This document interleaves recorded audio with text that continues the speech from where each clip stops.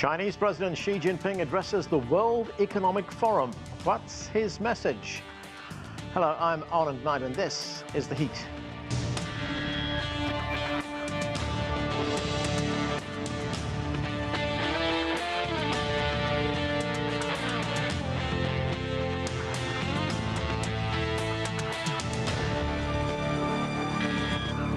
China's President Xi Jinping addressed the World Economic Forum virtual session by video on Monday. He touched on several major themes, including the fight against COVID-19. President Xi also talked about the world economy, and he stressed the importance of globalization. We begin with this report from CGTN's Feng Yilei in Beijing. President Xi Jinping champions economic globalization to the international community at the World Economic Forum that looks to address critical challenges facing the world today. He referred to changes and pandemic unseen in a century, but said globalization is unstoppable. Economic globalization is the trend of the times. Though counter-currents are sure to exist in a river, no one can stop it from flowing to the sea. Countries around the world should uphold true unilateralism. We should remove barriers, not erect walls. We should open up, not close off. We should seek integration, not decoupling. This is the way to build an open world economy. Xi Jinping spoke of China's solution to major pressing issues, how to beat the pandemic and how to rebuild a post-COVID world. He said countries of the world should learn from comparing long history cycles and foster new opportunities on the basis of mutual respect and finding win-win common ground. Facts have shown once again that amidst the raging torrents of a global crisis, countries are not riding separately in some 190 small boats, but are rather all in a giant ship, carrying our shared destiny. It is the third time for Xi to stress the importance of upholding openness and solidarity at the forum. Last year, the Chinese president championed multilateralism amid a global crisis. And in 2017, he strongly advocated for economic globalization and warned against protectionism. The Chinese president expressed confidence in China's economy. The latest economic data show that China's growth far exceeded the government's targets last year. Despite economic pressure on the horizon, Xi Jinping says China will not grow at the cost of environment or its people's well-being. As a rising tide lifts all boats, everyone will get a fair share from development, and development gains will benefit all our people in a more substantial and equitable way. The Chinese leader also called on the world to do everything necessary to emerge from the shadow of the pandemic and boost economic and social recovery and development. Feng Yilei, CGTN, Beijing. Let's bring in our panel. Joining us from Beijing is Einar Tangen. He is a political and economic affairs commentator. With us too from Shanghai is Josef Gregory Mahoney. He is professor of politics and international relations at East China Normal University. Joining us from Maryland is Sourabh Gupta. He is Senior Asia-Pacific International Relations Policy Specialist with the Institute for China-America Studies. And also with us from Philadelphia is Neysun Mahboubi. He is a research scholar at the University of Pennsylvania Center for the Study of Contemporary China. Welcome to all of you. Einar Tangen, this was a pretty comprehensive speech by the Chinese president. He focused on a number of themes, from COVID to the world economy to globalization. Before we get into the actual specifics of his address, what was your overall takeaway from the address? Well, largely positive and constructive. He was obviously building on past speeches where he's emphasized that the world needs to work together. I think that's probably fairly self-evident to anybody who's looking rationally at the situation. But as I said, this is just building on past speeches. He's not really saying anything new, but it was very noticeable that he drew the line around cooperation and really kind of called out a lot of these efforts to do away with globalization and all the gains that have been made so far this last 30 years. In a sense, Einar, was it an appeal from the Chinese leader for the world to get on board? You know, he used that reference there to lots of small ships and a big ship, basically asking the rest of the world to cooperate, pull in the same direction. Well, I think the analogy is more than just pull together. I mean, we are at a time of crisis. He talked about 100 million people who are food insecure, the need for response to the pandemic in terms of vaccines, and the global order and economics. This is not a situation where, whoa, wouldn't it be nice if we got together? He's basically saying that if humans are to survive and thrive during this time, it's going to be necessary for them literally to pull together in the same ship, in the same direction, rather than against each other. Joseph Gregory Mahoney, President Xi noted that the world is undergoing major changes unseen in more than a century, plus we have the pandemic right now. He talked of the need to embrace cooperation and solidarity to defeat the pandemic and called for integration towards building an open world economy. Is that where the world is heading? It doesn't seem to be the general direction. I mean, there's really sort of two tensions here, right? On the one hand, this absolute clarity that we need to cooperate, that we need to work together to rise above these challenges, and yet the same pressures of the moment are fostering in some quarters this desire for competition, this zero-sum approach. And I think what was really most interesting about his speech in this regard is he explicitly mentioned, the Cold War, this need to discard a Cold War mentality. And we've seen a lot of hesitation from Beijing to mention this so directly, but this very explicit pushback now is creeping into the conversation as a need to move forward and rise above the challenges that we have with COVID, but also, broader issues. One of the big issues right now is the problem of how the U.S. is going to emerge from inflation and what the Fed is going to do and what the spillover effects are going to be for the rest of the world. And how that's a unilateral action and how we need to cooperate instead of just have one country determining how we move forward. Joseph, that reference to the Cold War, what do you read into that, into what was a very explicit reference? Well, it's one of the things that I think has been most remarkable about Beijing over the last 2 years is how reserved it's been. And we know that there's been tit for tat. We know that Beijing has been drawn into this increasingly heated rhetoric, this need to push back against these attempts by the United States, first under Trump and now under Biden, to reestablish American power and hegemony in a time of clear U.S. declines. And we look at all the provocative things that took place in the past year, the stunning developments associated with AUKUS, U.S. meddling in Taiwan affairs, Hong Kong, Xinjiang, all these things. And I think that, and then of course the capstone, now that we have the Olympics coming, this diplomatic boycott. It's clear that the U.S. is really moving in that sort of direction. So, I think Beijing now very, very explicitly trying to say, how can we survive? How can we move forward, not only as a people, but your country, my country, the world, if we continue down this path? Sourabh Gupta, what were your major takeaways from the address? And I'm going to get back, to that sort of nautical reference that the president made there, where he said, and I'm quoting here, "Small boats may not survive a storm, but a giant ship is strong enough to brave the storm." Perhaps that's one of the lessons from the pandemic, that everyone has to work together? I had two key takeaways from the speech. One of the key takeaways for me was that he delivered this same exact lecture in 2017 in Davos, heading into the party Congress. And the next year after that, so it was kind of laying the ground of what China was going to do in broad terms, in terms of international cooperation and what China could offer to the world. And the very next year, Vice Premier Liu He came and gave a very detailed blueprint of the nature of actions China was going to take.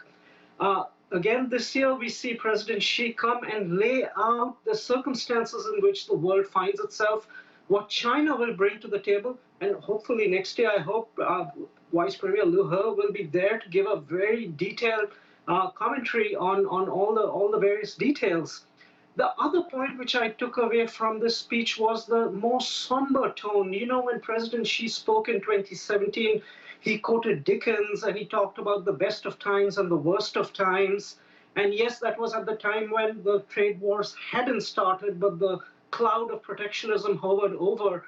And now he is speaking at a much more somber age when we do have the Cold War, a sort of Cold War being teased out by the American side. We have COVID, once in a 100-year pandemic.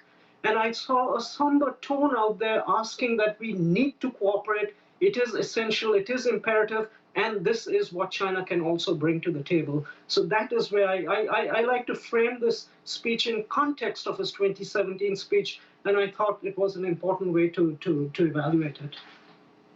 Neysun Mahboubi, in a Sourabh talk there about the cloud of protectionism, President Xi's economic message stressed the importance of globalization, but of course we're also dealing with countries like the United States, which is reverting more of a protectionist and a unilateral approach. As the world recovers from COVID, how much of a driving force is globalization going to be? You know, I share the perspective of many of the other commentators so far in hearkening back to the 2017 speech, the first time that any Chinese president had gone to Davos and addressed the World Economic Forum.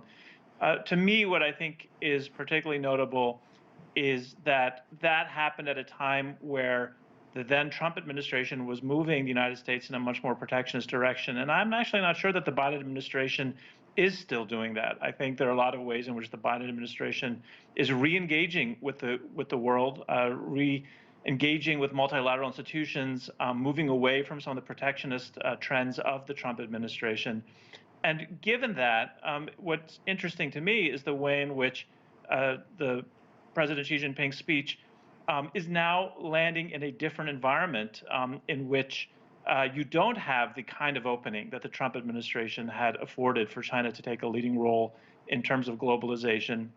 The U.S. is reasserting itself in that respect, and I'm not entirely sure that the Chinese side is able to respond as well as they could have back in 2017. And if anything, if you want to talk about protectionism, there's a lot of things happening now domestically within China in terms of self-sufficiency, for even things like grains, much less chips, attempting to regrow soybeans that point in a more protectionist direction in China itself. So I just think that this landscape is now different than it was when President Xi Jinping gave that first speech to Davos back in 2017. Einar, Tangen, what do you make of that? That there is a difference between the Biden administration's approach to China from the Trump administration's approach, that President Biden is engaging more and is reasserting the United States' view insofar as globalization is concerned? Well, I completely disagree with my colleague. He says China's engaging in protectionism. That's nonsense. Chips, the U.S. said that we're not going to sell you chips. China has really no choice but to start chip production itself. And in terms of grains, you do not want to be dependent on somebody who's constantly trying to undermine you. So I think that rings a little bit hollow. In terms of where Biden is going, he hasn't really shifted at all from Trump's policies, whether it's because he doesn't have the political fortitude to do it, or he just believes that this is the right direction. Hard to tell. But this was a speech not to the United States. This is a speech to the rest of the world. This is talking about what the future is and what is necessary to be done. And I think next year you will see another blueprint coming out very specifically. He's loved to repeat patterns. And they're going to lay down what they think is necessary. But whether the U.S. cooperates or not, that is going to be an issue for the rest of the world as they look at what is obviously a crisis point and the responses by two different nations. Neysun, a quick response from you to what Einar said, and then we can move on. Yeah, I think one thing that I do agree with is that we can fall into the trap of just thinking about the U.S. and China and not taking account that there is a wider context that both of them are operating in. And of course, we could highlight Global South, we could highlight Europe, but there's a lot more going on than just these two countries. But then in terms of the dynamics between the two countries, I agree that there are a lot of things about the Biden administration's China policy that are problematic and that do continue the Trump administration's approach to China in ways that put pressure on China. And one place where you can see that is just in terms of tariffs. I think now that the Phase 1 trade agreement has expired as of last month, there is very little possibility in the moment for seeing those tariffs be lifted.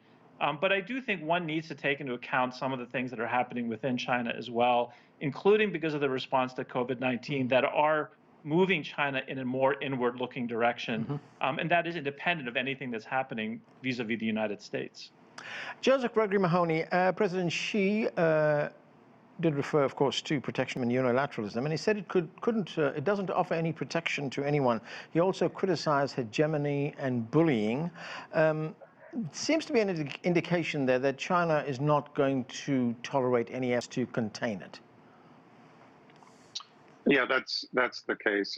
Yeah, I know we've moved on, but from the previous discussion, but the one term, just to finish up a point here, the one term that we've seen from Beijing since Biden came to office is the word "true" put in front of multilateralism. It is true that Biden is engaging multilateral organizations more than his predecessor did. Trump was quitting them and withdrawing from them and doing everything he could to undermine and delegitimize them. But in the case of Biden, what we see is this return to trying to dominate multilateral organizations and to create this new sort of global divide. And I think that's the distinction that should be made. Now, as for containment, it's very clear, astoundingly clear, even more clear, I think, over the past year with Biden, this very deliberate attempt to contain, to restrain China, even to the point, and not to be too dramatic, but I think if we look at it through the proper lens, basically the United States has proliferated nuclear weapons to Australia. And I don't know why we're not talking about it in those terms in order to, begin to create this powerful pushback against China in Asia, not China in the Americas or in Europe, but in Asia, in China's backyard. To put those things in perspective, again, I really commend Beijing for not falling completely into this negative inward spiral. I mean, if we're talking about an inward spiral, trying to go back in time into some fantasy of the U.S. winning a Cold War that wasn't really the case. It was the Soviets imploding under their own failures, kind of like what we might say is happening to the U.S. today. That Beijing is trying to avoid getting sucked into that vortex, and I think that that's where Beijing is going to continue to struggle as it faces this need for tit for tat, for responding to provocations, but also not falling into the trap. Joseph, when you say that there has not been that much talk about the United States-Australia Pact, which also, as you point out, involves nuclear-powered submarines, is there not enough talk from China? No, I think that more precisely what we see is this incredible double standard from the West. The thing that we see talked about in the West about the AUKUS is that France got frozen out of a weapons deal. Not normally when we talk about weapons in the West, we talk about North Korea, we talk about Iran, we talk about the proliferation of nuclear weapons, and yet there's this sort of incredible double standard that, by the way, we're now selling. I think nuclear submarines have to be considered a nuclear weapon. Honestly, you can drive them up onto someone's coast and wreck them on the coast. We had this event last year where an American nuclear submarine crashed into a seamount on maneuvers in the South China Sea. These are dangerous times. These are dangerous machines, and there's this incredible double standard and lack of discussion about the reality of this development and what it means for a desire to limit weapons of mass destruction that are incredibly destabilizing in a period that is already incredibly unstable. Sourabh Gupta, what are your thoughts on what we're talking about here, these strategic changes that we see in Asia? Well, give me your thoughts and then we'll move on or back to the trade and economic relationship. In my thoughts on strategic competition in Asia is that it is, of course, becoming amplified and taking frankly, a good turn. And I'm afraid that in 2022 is going to be a year in which at least the Biden administration is going to emphasize its differences and the element of strategic competition with China rather than some form of coordination. Remember, this is the year in which the Biden administration will put out its national security strategy.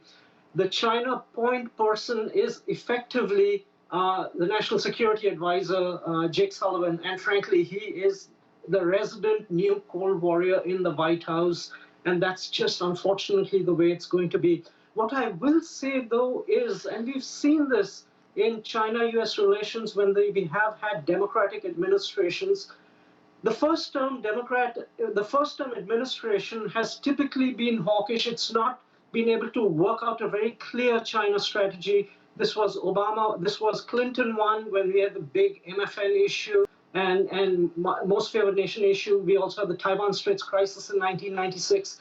Then come to Obama one, and there wasn't any great clarity or cooperative tendencies from the US side, and we had the South China Sea degenerate at that point of time. But Clinton too, Obama too, were cooperative in terms of the US and China working out a stable modus vivendi going forward. And I'm hopeful that if Mr. Biden can be reelected, we might have, even in this new normal in US-China relations, right, an opening when the two sides can stabilize their relationship, even from a strategic perspective. Okay, well, let's get back to talking about trade and economic relations. Here in the United States, of course, there are deep concerns about inflation, supply chains, and how the U.S. economy will fare this year. President Xi, meanwhile, says he remains committed to reform and opening up. Do you see trade relations improve at all this year? Is that for me? Yes, Sourabh. Yeah, go ahead. Oh, I'm sorry. Yeah. No, let me frame it this way. The United States needs, the Biden administration needs to get its Indo-Pacific economic framework in the works first. It's just going at a very slow pace, and I'm not very happy in the direction in which it's going. If I have a point of view on this, it's actually turning out to become a modernized version of COCOM. COCOM was the entity established by the Western powers in 1949 to kind of create a sort of decoupled bloc from the Soviet bloc. And what we are going to see is a sort of a modernized version of COCOM, where the US tries to multilaterally work with partners in the Indo-Pacific in managing multilateralized export controls, and also ensure that supply chains for clean batteries and renewables, etc., do not run through China. I think right, that is a foolish errand. It's not going to work. But my fear is that the US is more focused in trying to create this anti-China framework first before it engages China on trade and economics, and that is what is delaying a normal intercourse on these issues. And I'm afraid, at least till the midterms passes, I don't think there's real good news to be had on US-China trade, investment, and technology ties. Einar Tangen, in the region itself, how much of an engine will China's economy be in 2022? We've got the RCEP now up and running. And so how important will China be to other economies in the Asia region? Well, as always, I mean, China's, a major mover, was responsible for half the world's growth last year, and a significant portion of it this year. It's outperformed where it said it would be, but I think most people thought that this is where it would end up. So at this juncture, China is the engine that's moving the world. The U.S. is not, and in fact, the U.S. is hampering it with a lot of its efforts, as pointed out by my colleagues.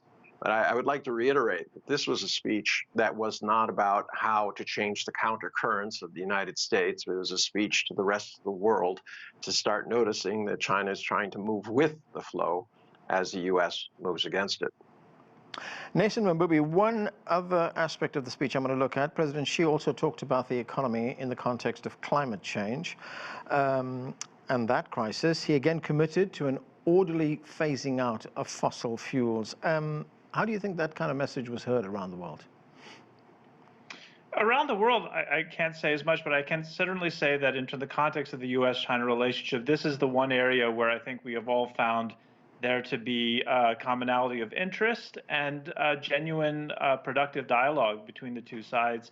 Every time that President Xi Jinping has made these kinds of statements, it has been met with a very positive reaction from the president's climate envoy, John Kerry. And I think within this broader context, which we've explored in this very lively discussion, I think we can all agree that this is an area in which the commonality of interest seems to be affording at least the U.S. and China, and perhaps the world as a whole, a modicum of stability in terms of the relationship and in terms of the shared goal in solving this problem. So, Joseph, one area of common ground there, the approach to the climate crisis. Do you see any other areas of common ground that could emerge in the coming year? Presently, I think that I'm actually a little concerned about the environmental agreement. We do have John Kerry, who really is a throwback to that second Obama administration, and that's really exploiting that old positive relationship, that one little bright spot in the Biden administration when it comes to the China relationship. But I'm not yet convinced that the West, the U.S., but also Europe are really prepared to make the sacrifices associated with climate change. This has been a big story in the Wall Street Journal that that European capitals, when they start assessing how much it's going to cost, particularly as we struggle to emerge from COVID. Right. And if we look at the damage that's been done in the last 2 years, so although that's a bright spot, it's not yet actually something that of substance. But whereas in China, we see this desire to grow through green development.